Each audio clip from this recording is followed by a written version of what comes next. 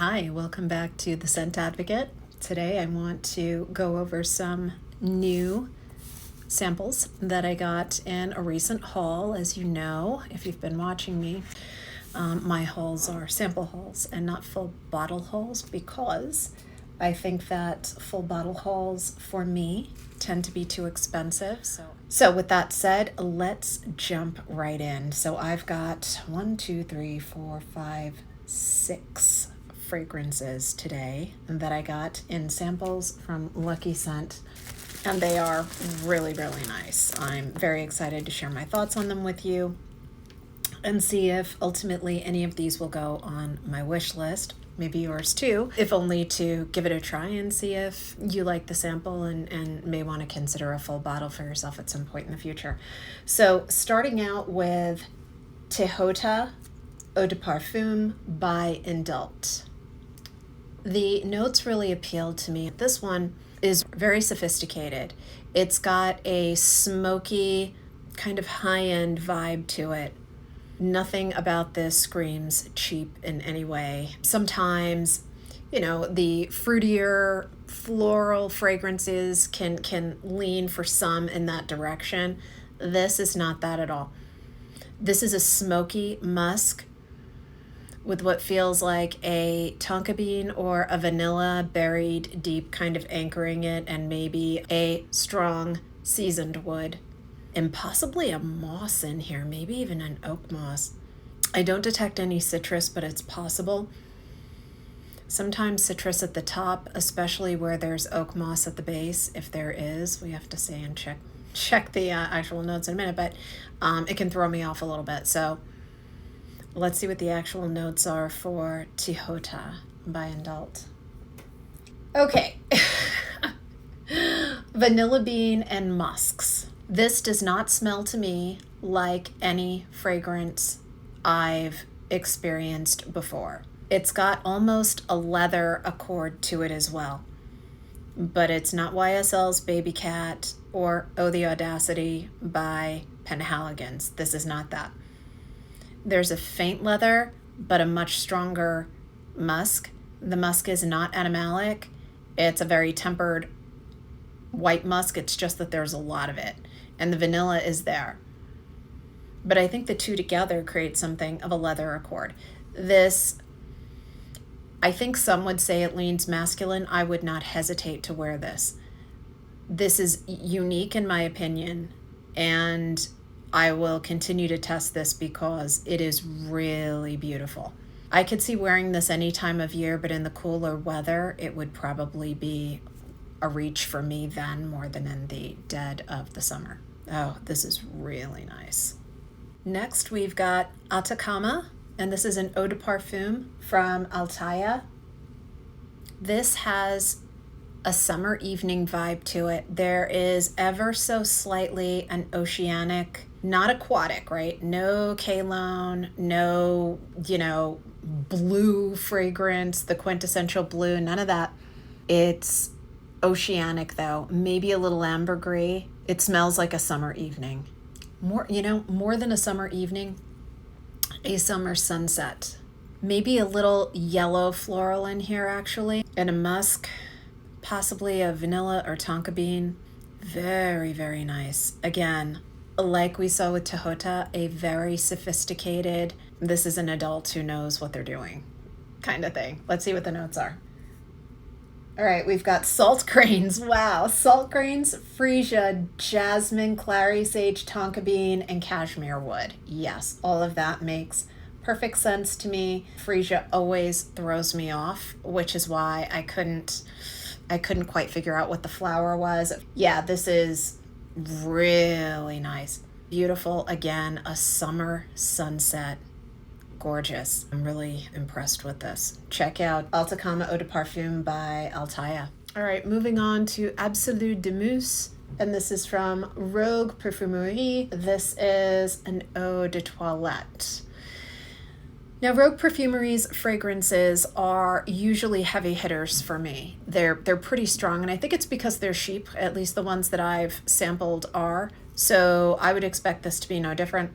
But it's interesting because, yeah, this is a stunner.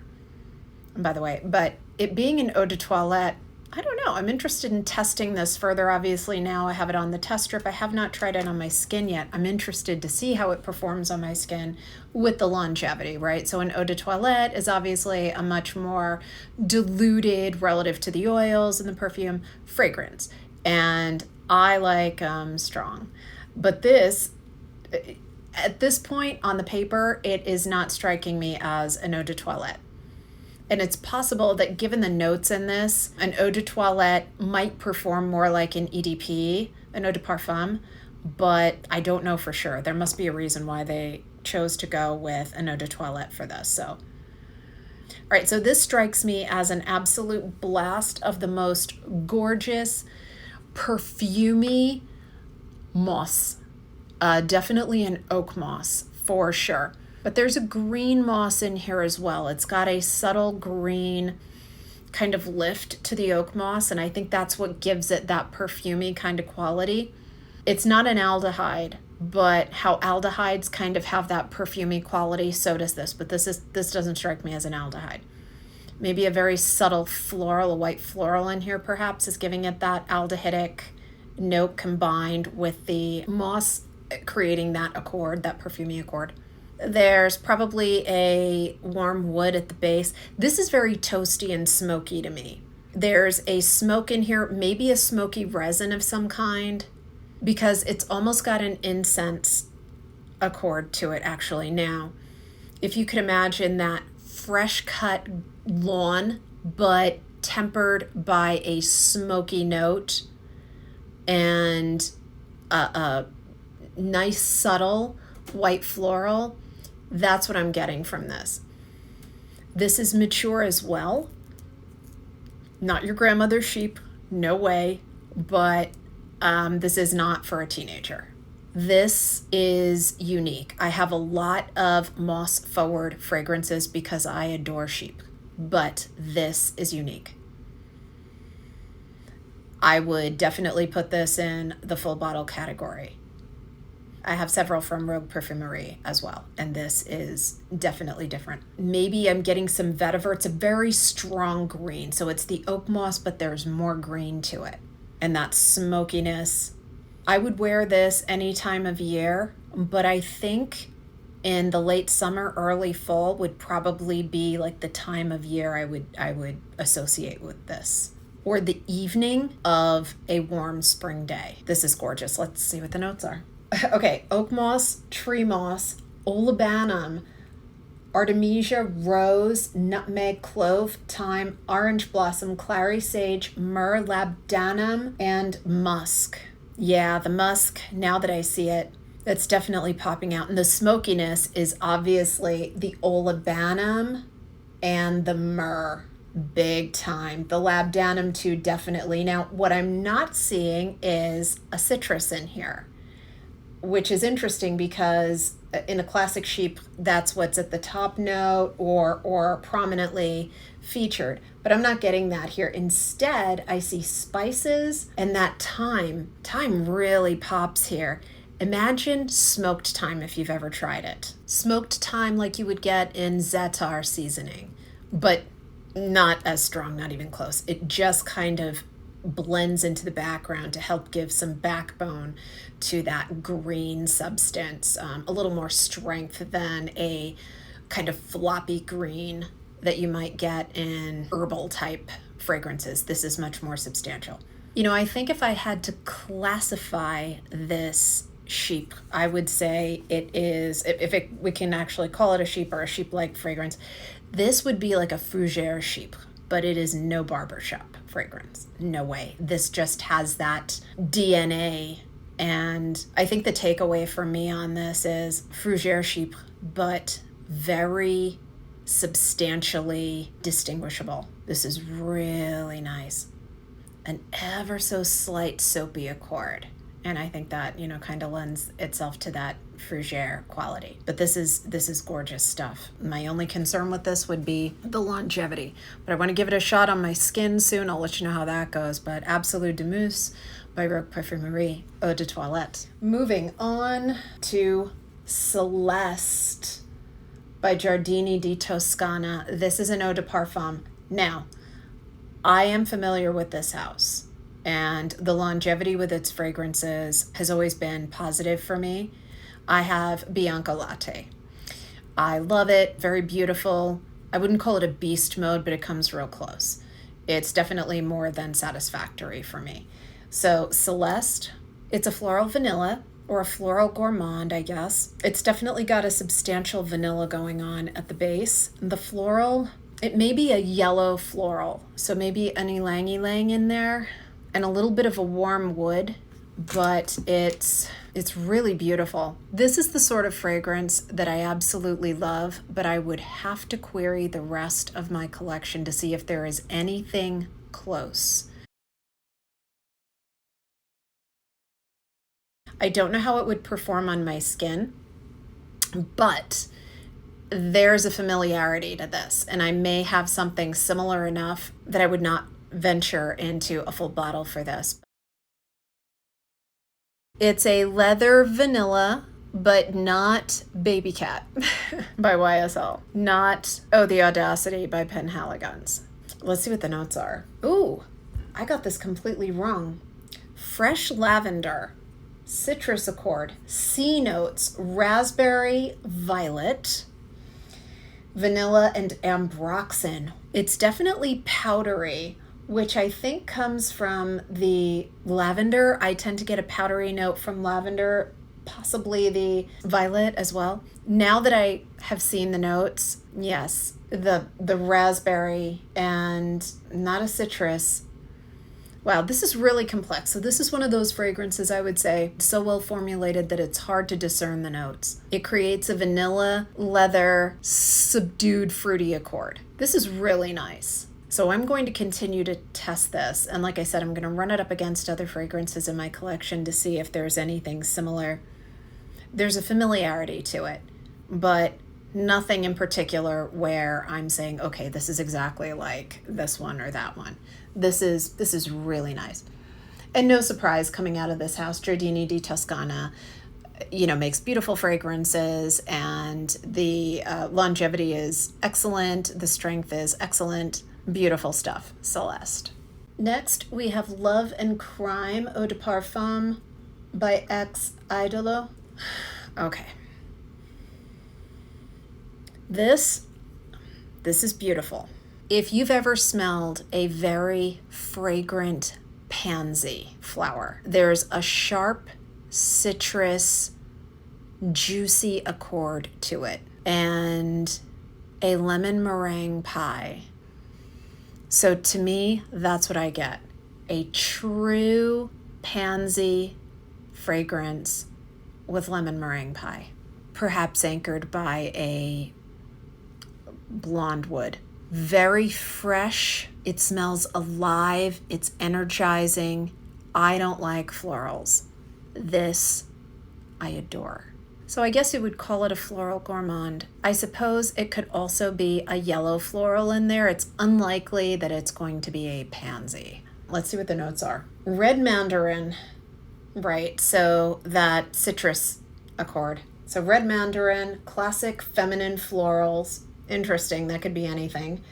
Baking sugar, star anise, natural cocoa, vanilla sponge cake. This is a winner. This is not the same as Bake by Acro. So I love vanillic lemons and vanillic citruses. This is different.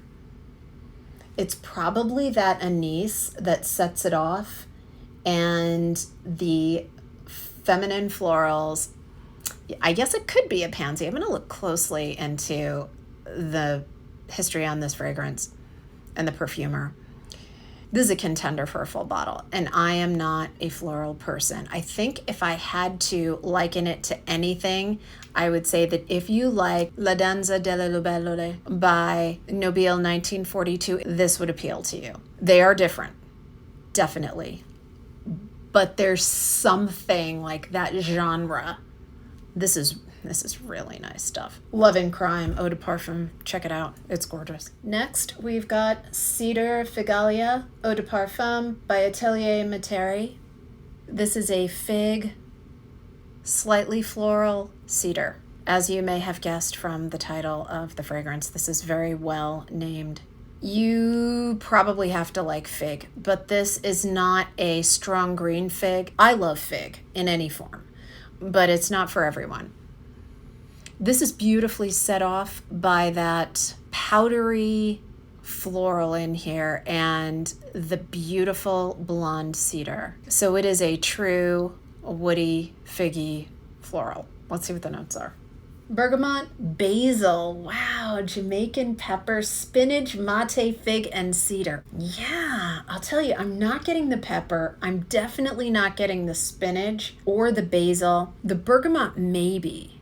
But again, this fragrance, like the others we've tested today, is so well formulated that it's hard to break out the individual notes instead of seeing it as a true accord. And I think that's what the perfumers want. And I think they achieved it beautifully.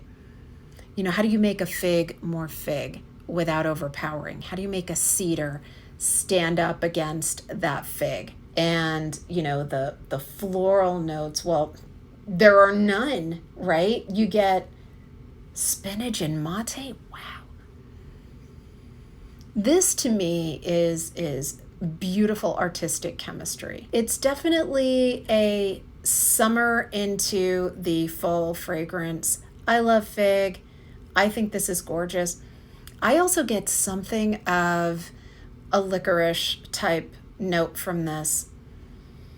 I don't get the pepper, but I believe it. And the bergamot, sure, but it's subtle. Wow, this is really nice. The powdery note, I suppose that could come from the mate or maybe that pepper. Beautiful stuff. Give this a try. It's highly unusual as far as figs go. It's definitely a fig, like I said. Don't kill me if you don't like figs and you say, you said it was light on the fig. It is, but you gotta like fig. Oh, this is really nice. It's got almost a clay note to it. Beautiful earthy aroma. Not clay, earthy. Gorgeous, gorgeous stuff. So check out Cedar Figalia by Atelier Materi. Beautiful stuff. So let me know what you thought of these fragrances. We did 6 today, and I think they're all pretty interesting. I had some others from this haul that I didn't include. I don't like to talk negatively about a fragrance. After all, it is just my opinion and my experience, and at this point only on test strips. I haven't even tried these on my skin yet. Anyway, check these out. Let me know what you think. If you haven't subscribed, please consider subscribing. I would really love it. And give me your comments. I've really been enjoying those of you who've written to me and given me your thoughts and your great ideas. I'm going to be sampling some of those that you mentioned. I can't wait to try them. Thank you so much for tuning in, as always. Have a great rest of the day. Bye.